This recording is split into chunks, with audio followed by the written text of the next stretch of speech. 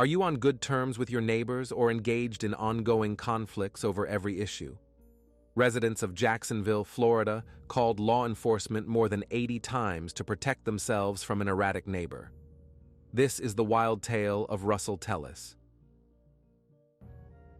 In 1987, while working as a nurse, a young woman named Terry met Russel Tillis, a patient who came to inquire about tattoo removal in the clinic office.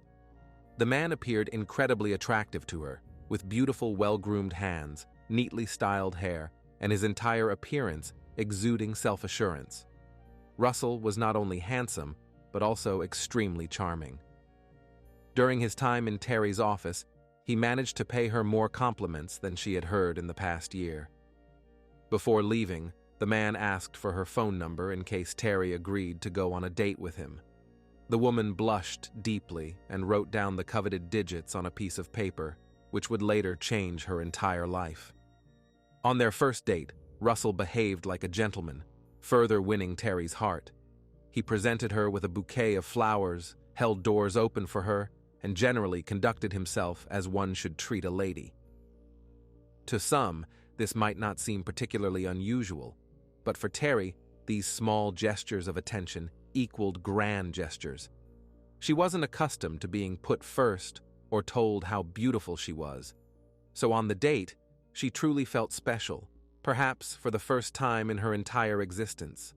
Noticeably relaxed and already mentally making plans for a future life with Russel, Terry shared a bit about herself. Her childhood couldn't be described as happy. She had been through a lot in the past, and now, looking at the attractive man across from her, she already envisioned him as a knight in shining armor who had appeared to protect her from everyone, whisk her away to his castle, and show her what true love looks like. However, perfect people don't exist, and soon Terry became acquainted with Russel Tillis's other side, his aggressive and hot-tempered nature. One evening, during one of their early dates, the couple was strolling down the street. They passed by two men standing nearby who made some light-hearted joke about the girl. Terry was expecting her knight to respond with something in kind to put them in their place or, at worst, shake them by the collar. But instead, Russel turned around, pulled back his fist, and knocked the jokester down with one punch. He then shifted his attention to the second man and asked if he wanted to be knocked out too. Terry was a bit taken aback and frightened by this display of brutality, but at the same time tried to convince herself that Russel was just protecting her, defending his beloved girlfriend. Yes, he had gone a bit overboard, but it was only because he liked her very much. The desire to protect her wasn't a crime. Terry managed to reconcile her feelings about the situation, and she succeeded. The alarm signal didn't go off in the enchanted lady's heart. Friends, over 90% of viewers watch videos without subscribing to the channel. Check if you're subscribed. If not, please be so kind as to subscribe to the channel to support me. Just a couple of months after meeting, Russel suggested Terry take their relationship to the next level, starting to live together as husband and wife. He asked her to move into his house, although the young woman had some doubts about relocating. However, instead of listening to her inner voice, she did as her boyfriend wanted. One of the earliest serious warning signs was that the man insisted Terry spend virtually all her time with him. At first, he just got upset when she wanted to go interact with family or friends. Then, he began answering phone calls and telling everyone Terry wasn't home, even though she was actually sitting nearby. When the girl's relatives finally met her chosen one, he didn't make any particular impression on them. What Terry described and what they saw differed greatly. They initially felt that something was off about this man. Russel himself wasn't thrilled about his girlfriend's family either. The entire meeting was permeated with mutual dislike. However, in Terry's eyes, this was her man, her chosen one, sent by fate. She planned to build a future together with him. Moreover, her relationship with her family left much to be desired, so their opinion didn't hold much significance for her. Terry introduced Russel to her family as basic etiquette required. Beyond that, she would figure things out on her own. Since Terry was now under Russell's roof, it didn't take him long to drive a wedge between her and her relatives and friends. As soon as he managed to isolate his girlfriend from everyone, he began pressuring her about marriage. When Russell first brought up the topic, Terry wasn't thrilled about becoming a married woman. She thought they should wait a bit. Things were moving too quickly, but soon the young woman learned she was pregnant and decided it was a sign from above. When they got married, none of her loved ones attended the ceremony. This wasn't because friends and relatives didn't want the wedding or didn't support the union. In reality, they didn't even know Terry was getting married. By that time, Russell had simply forbidden the bride from communicating with people from her past. According to Terry, the wedding ceremony without her family became the starting point on the road to hell. However, standing in a white dress, arm in arm with the groom, she didn't yet realize this. Terry and Russell had a baby girl. The new mom was so engrossed in caring for the little one that she didn't immediately notice something strange happening around her. The first thing Terry noticed was that Russell began stealing. First, her ring disappeared, then a pair of diamond earrings. But what she regretted most was the heart-shaped necklace her parents had given her for her 16th birthday. It held great sentimental value. However, Russell cared little about that. He pawned all these jewels to spend money on purchasing illegal substances. When Terry learned of her husband's addiction, she tried to send him to a rehabilitation center. Russell adamantly refused. The distressed woman had no choice but to issue an ultimatum: either the forbidden drugs or the family. But everything went quite differently than she had anticipated. Instead of making an attempt to quit and fight for the family, Russell exploded. He yelled at her to shut up, that his affairs were none of her business, and that she had no right to make such demands. And to ensure Terry would always remember this, he grabbed her by the neck and forcefully lifted her off the floor. The woman lost consciousness. When the young mother regained consciousness, she found herself lying on the floor with her husband standing over her. Terry didn't know how long she had been out, but what struck her most was that her spouse showed no remorse. Essentially, Russell made it clear that she was in his house, and he would be the one setting the rules here. This horrific situation frightened Terry so much that very night, as soon as Russell fell asleep, she packed a bag with essentials, grabbed her daughter, and fled to her parents' house. When she told them what happened, instead of support, her mother and father stated that she should have listened to what they had said. They had warned their daughter from the start that something was off about this man, but she had put on rose-colored glasses and didn't want to see or notice anything. Finding no support in her parents' home, Terry felt she had no choice but to return to Russell.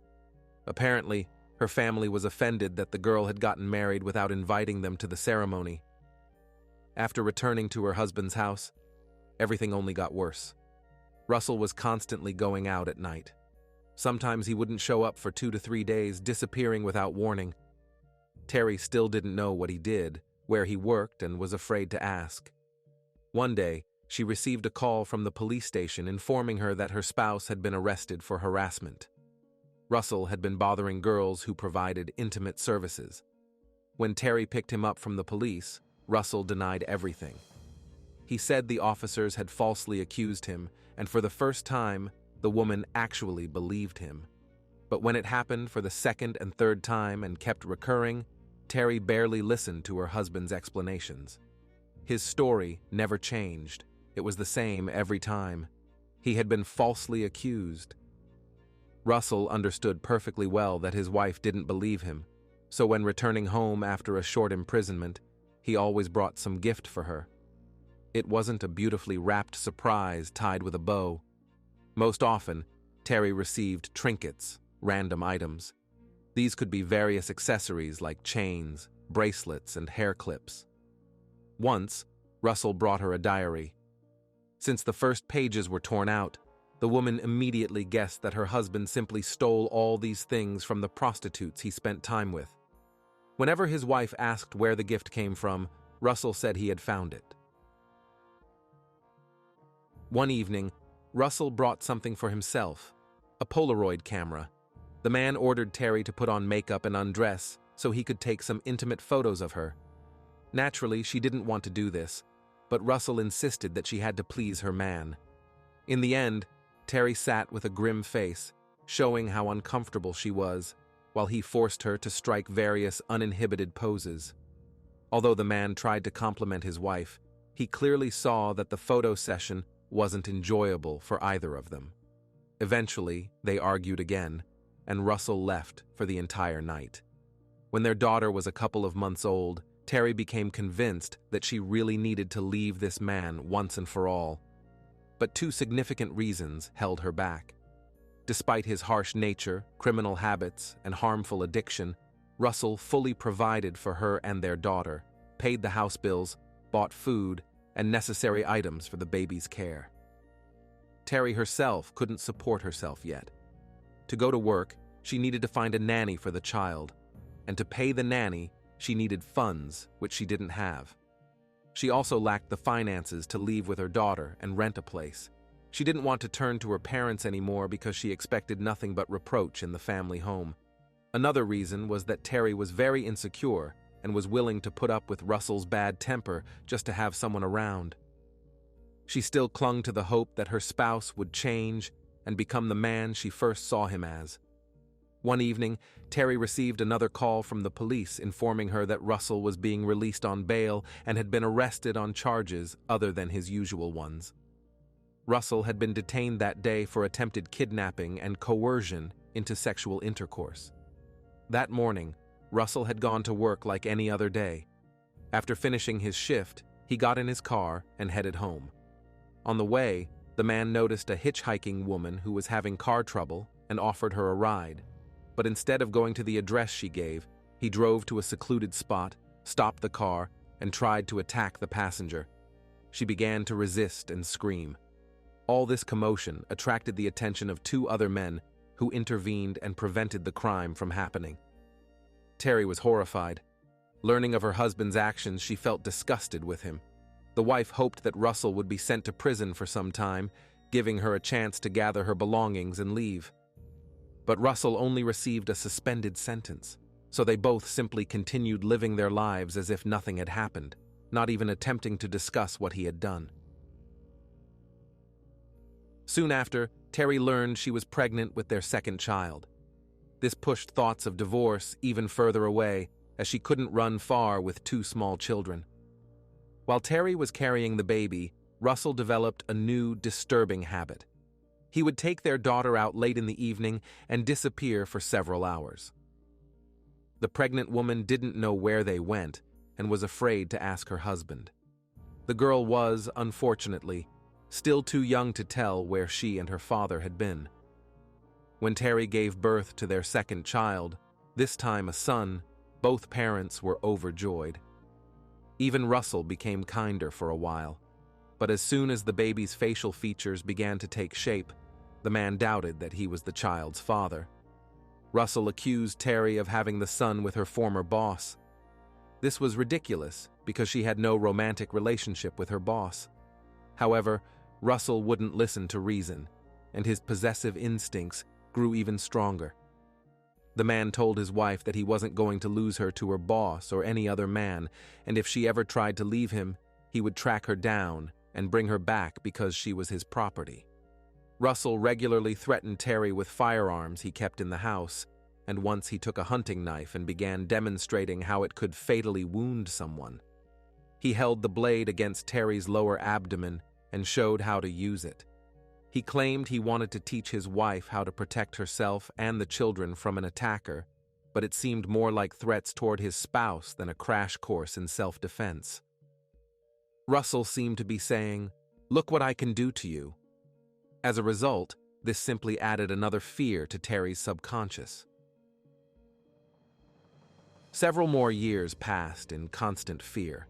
The woman and two children lived under the same roof with a real monster, not fully realizing the danger they were in all this time. One day, Russel was arrested on charges of possessing illegal substances, and this time he was held behind bars a bit longer than usual. While he was in prison, Terry decided to take the opportunity and finally leave him. she moved with the children to a one-bedroom apartment. This was all the woman could afford at the moment. The closer Russel's release day approached, the more fear Terry felt. She tried to go out as rarely as possible to avoid accidentally running into him. However, she knew it was only a matter of time. One day, returning home with the children to their small apartment, Terry found a folded piece of paper in the door. It was a handwritten letter from Russel with threats. He frightened her, saying he would report to Child Protective Services and take custody of their son and daughter, then deal with their mother. Terry, after reading the message, wanted to pack up again, grab the children, and go somewhere far away. Unfortunately, she didn't have the financial means to do so. The woman was lucky that before Russel could do anything, he was arrested again and put behind bars for several years. So Terry seized the moment and contacted a lawyer, asking to prepare divorce papers. Russel was served the documents in December 2011 while he was in prison. By the time he was released, Terry had already moved from the small apartment to a nice house in a quiet neighborhood. This time, Russel couldn't find his wife and children so quickly, so he visited her father's house. Naturally, Terry's father didn't tell Russel anything. Instead, he ordered his son-in-law to stay away from his daughter, who had just managed to breathe freely after escaping from him. But Russel wasn't going to give up. He started apologizing to his father-in-law and crying about how bad he felt for everything he had done, how he regretted his behavior, and how he missed the children and his wife. His act couldn't move the man, and he refused to tell Russel about his daughter's whereabouts. After he left, the father immediately called Terry and warned her to be careful because Russel seemed to be out of prison and was now looking for her. This time, Terry heeded her father's words and became even more vigilant. She always looked around when going outside, but this didn't save her. One day, the woman's worst fear became reality. She saw a car pull up to the main entrance, with Russel behind the wheel. Terry rushed to the backyard where their son was playing, grabbed the confused child's hand, and hid in the house. Their daughter was old enough by then and lived separately. To Terry's surprise, Russel didn't exit the car, didn't try to enter the house, or do anything else. He drove away without incident, as if he just wanted her to know she had been found. After this, the woman never relaxed for a second. She knew that Russel wouldn't leave them alone now. Terry simply waited for her ex-husband to make a second attempt. She checked the door lock several times before going to bed. While at home, she constantly looked out the window. But months passed, turning into years, and Russel didn't appear, and there was no news from him. Eventually, Terry relaxed again and lost her vigilance. However, nothing bad happened to her or her children. The fact was, she now knew exactly why Russel no longer came around or made his presence known. One day, while driving, the woman heard breaking news on the radio. The announcer reported that in Jacksonville, Florida, 55-year-old Russel Tillis had been arrested for kidnapping, murder, and dismemberment. The remains of 30-year-old Johnny Gunther were found buried in the backyard of his mobile home. According to the medical examiner, the victim was buried shallowly. The preliminary version suggested that Gunther had been hit on the head with a heavy blunt object, possibly a hammer, at least 5 times. During a 3-day search of the property, 4 different burial sites with the woman's remains were discovered. When Terry heard the shocking information on the radio, she couldn't believe her ears at first. The woman called a friend and asked her to check the news on TV, hoping it was some kind of mistake. But in reality, this was just the tip of the iceberg. Later, Russel Tillis confessed that he had 5 more women whom he held as hostages and used as slaves to satisfy his intimate desires. The man called his home a house of horrors and described his misdeeds in detail. In addition to Russel himself conducting lengthy, brutal sessions with the women, he also brought his friends and allowed them to act out any of their sick fantasies for a fee. So who is Russel Tillis, and what contributed to the emergence of such horrible tendencies in him? Russel David Tillis was born on April 22, 1961. As a child, he lived in the same house of horrors with his brother Claude and parents. His father, Claude Sr., worked as a crane operator and participated in the initial construction of the old Disney amusement park. However, he was an alcoholic, and, while in a drunken stupor, not only subjected his wife to intimate violence, but also molested his own sons. When Russell's mother learned what her husband was doing to their two sons, in an attempt to protect her children from the hell inside the house, she sent the boys to live in a trailer in the backyard, forbidding them to open the door to their father or to appear in the house themselves.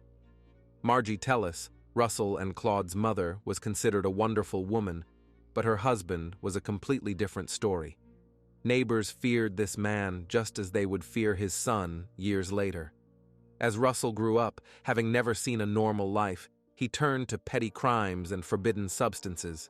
He attended a special school for troubled teenagers. Looking at his entire childhood, he had no chance of becoming a normal person.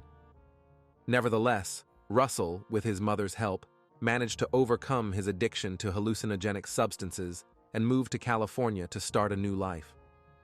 There, he met a 16-year-old girl, Shannon Brinkley. She was 3 years younger than Russell. The young people met at a party at the Social Security office and quickly got along. Less than a year later, Shannon became pregnant and gave birth to a child, a son. Soon, she began to suspect that Russell was sometimes a bit out of his mind. It turned out that the young man was making his own happy pills and testing their effects on himself. Russell and Shannon didn't live together for long. As soon as the girl learned about the forbidden substances, she took their boy and left. Shannon feared that their son would grow up to be like his father. After this, Russell decided to return home to North Florida, where his parents and brother lived. In Jacksonville, he got a job as a general laborer at a construction site and was able to rent his own place. It was during these years that he met Terry. One night, Russell was driving on the interstate highway and decided to act as a good Samaritan, picking up a woman whose car had broken down. He offered to take her to the nearest gas station, but instead took her to the construction site where he worked and then attacked her. As we know, the woman managed to escape, and Russell only received a suspended sentence for this assault. However, this punishment didn't scare him, and Russell continued his criminal activities. Don't forget to subscribe to the channel if you like this video. It's really important. In 1993, he served a brief stint in prison for burglary, after which he vanished from police radar for nearly a year. Subsequently, Russell received another 5-year sentence for breaking and entering, as well as car theft. The man utilized his time behind bars to study legal texts. Apparently, he hoped to avoid future punishment using his own knowledge. In March 2006, Russell, by then released, picked up a 14-year-old girl who was walking home after missing her school bus. He drove her to a secluded spot, struck her, and ordered her to undress. The schoolgirl, terrified and unable to think of a better option, decided to save her life in an unusual way. She claimed to be a sex worker, stating that force was unnecessary, as she would willingly do whatever he wanted. After escaping her abductor, the girl reported the attack to the authorities. A sketch was created, and they managed to obtain the perpetrator's DNA sample, but he was only found 2 years later. Russell denied the kidnapping charge, claiming he had picked up a prostitute and was unaware she was underage. For this, he received a 4-year prison term. Upon release, Russell returned to his mother to comfort her in her final days. The woman was suffering from terminal cancer and had divorced her domineering, cruel husband, though they continued to share a residence. Russell himself was also divorced at the time. Seemingly, caring for his mother distracted him from his ex-wife. Claude Sr. was partially wheelchair-bound in those years, but this did nothing to diminish his malice. It only intensified it. Russell, now back home, deeply resented his father and, as an adult, attempted to avenge his difficult childhood. Neighbors overheard loud arguments and fights between father and son coming from the Tillis house. Despite his disability, Claude Sr. could easily grab a weapon or knife, and his son was equally matched. Such behavior between two family members further deteriorated Margie's health.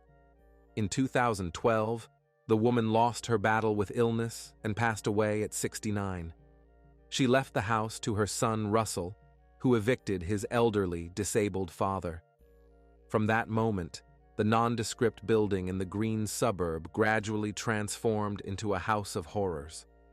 Over the next 3 years, police were called there more than 80 times. Neighbors avoided Russell's dwelling. They constantly heard some machinery operating on his property.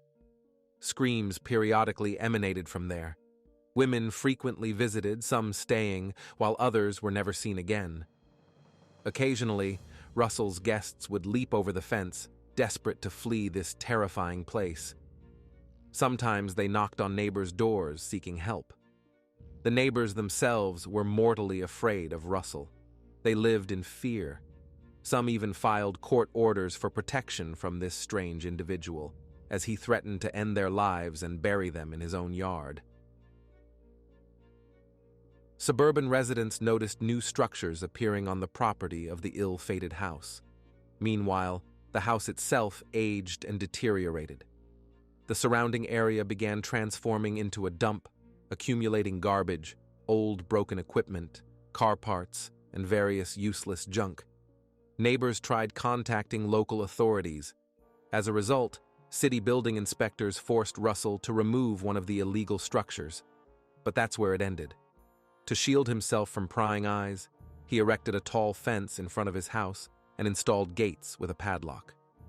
Later, he covered some buildings with tarpaulins to conceal activities inside. Russell harbored resentment towards his neighbors and began making their lives miserable. The man installed a siren on his property that emitted loud sound signals at periodic intervals throughout the night. By morning, residents couldn't take it anymore and called the police. However, Russell managed to remove everything and disappear somewhere. Patrol officers would knock on doors, file reports, but leave without results. Then Russell set up bright floodlights on his property, directing them at night into his neighbors' windows to deprive them of sleep. When he tired of this, he would wander the neighborhood in the dark, frightening local residents. Russell would shout profanities at them, humiliate and insult them. Since police took no action against the unruly neighbor, Russell felt emboldened. Learning about the restraining orders, Russell became even more enraged and threatened his neighbors, saying he owned the area and could do whatever he pleased there. After Russell landed behind bars for a week for stalking a neighbor, he began employing the same tactics. He started filing complaints against local residents, claiming they were harassing him. The man openly mocked his neighbors, convincing them that while in prison, he had thoroughly learned all the laws and now knew how to apply them. Although the court dismissed all complaints since Russell simply didn't show up for the hearing, neighbors tried to avoid crossing paths with him to prevent a new wave of appeals. Even when taking out trash or dashing out for the newspaper, people always glanced around warily. From 1994 to 2012, spanning until his mother's death, Russel Tillis faced charges for 9 different criminal offenses and served time in state prisons on 4 occasions. The accusations included solicitation, burglary, abuse, kidnapping, assault, and brawling. Life behind bars didn't frighten this individual at all, and he did everything to make others' lives as miserable as possible. In 2014, Russel Tillis again received a restraining order from his neighbors for stalking and threatening behavior. For refusing to comply with directives and keep away from these people, he was arrested in February 2015 and spent 7 days in jail, but this didn't deter him. On May 28, 2015, shortly after midnight, Jacksonville police arrived at Russell's house to serve 2 outstanding warrants for violations. Officers had come earlier that day to apprehend Russell on a warrant, but he managed to elude them. So now they returned after nightfall, planning to trick him out of the house and catch him off guard. Law enforcement officers positioned themselves in a vacant lot, observing the dilapidated mobile home. One officer began tossing rocks onto Russel's roof to force him outside, where an ambush awaited. In fact, the police were well acquainted with the situation, having responded to endless disputes between Russel and his neighbors for years. Moments later, police saw a motion sensor light flicker. Russel was running through a neighbor's yard, trying once again to escape. They gave chase, cutting off his path, but the man began swinging two knives, preventing officers from approaching, before abruptly changing direction and running the opposite way.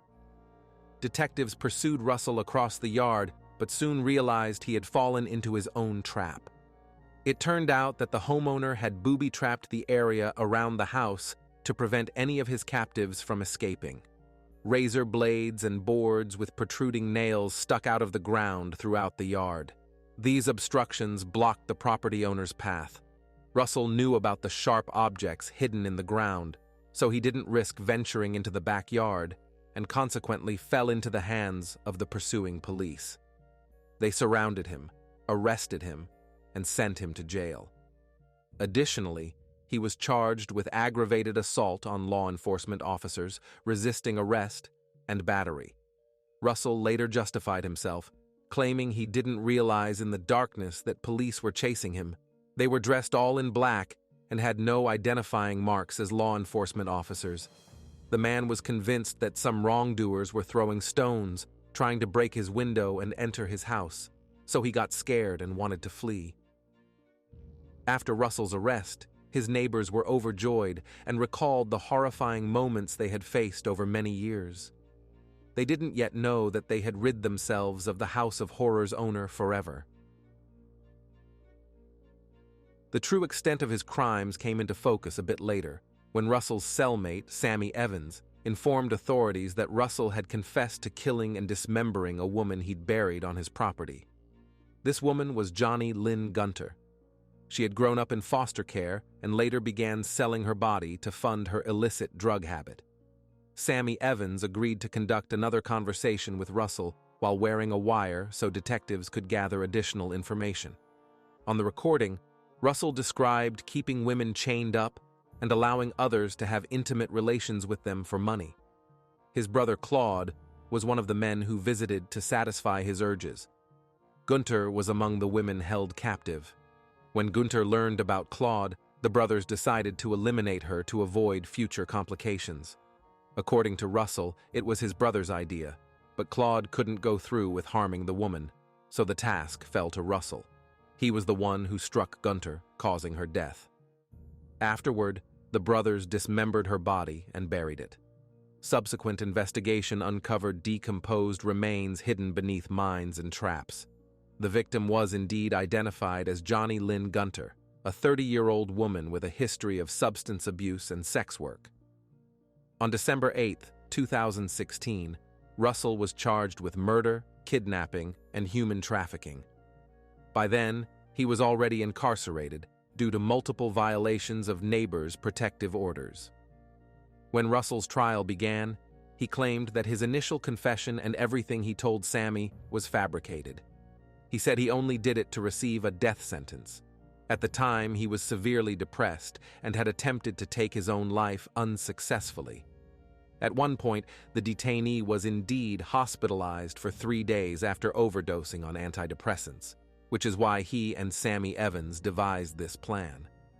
Evans was facing life in prison, and Russel promised to help him get a lighter sentence if he acted as a fake informant.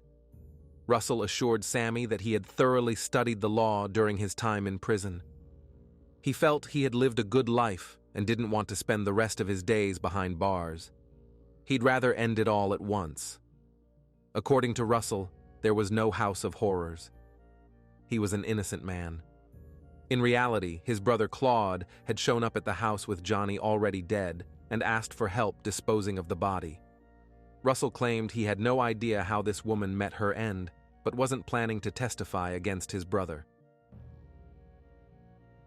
The prosecutors didn't call Claude Tillis as a witness, and he wasn't charged in this case. The jury felt this was just Russell's last desperate attempt to shift blame to his brother and save himself. Russell's trial process was very lengthy. Years passed between his arrest and the trial's conclusion. The man pleaded not guilty, and after prolonged proceedings, his trial only began in early 2021. Eventually, jurors spent 5.5 hours deliberating before delivering a not guilty verdict on the human trafficking charge, as there was no tangible evidence for this. However, Russell was found guilty of kidnapping Johnny Gunter and taking her life. Russell was sentenced to 2 consecutive life terms. Plus, he received an additional 30 years for abuse of human remains. After Terry learned what a repulsive person her husband was, she thanked God for avoiding the fate of being buried in this monster's backyard. It was very difficult to recognize a criminal in the seemingly well-mannered, respectable man.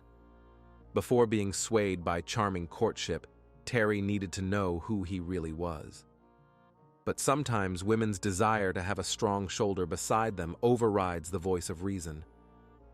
This is the end of the story. Like the video and leave your thoughts in the comments. This was Jeremy. See you soon.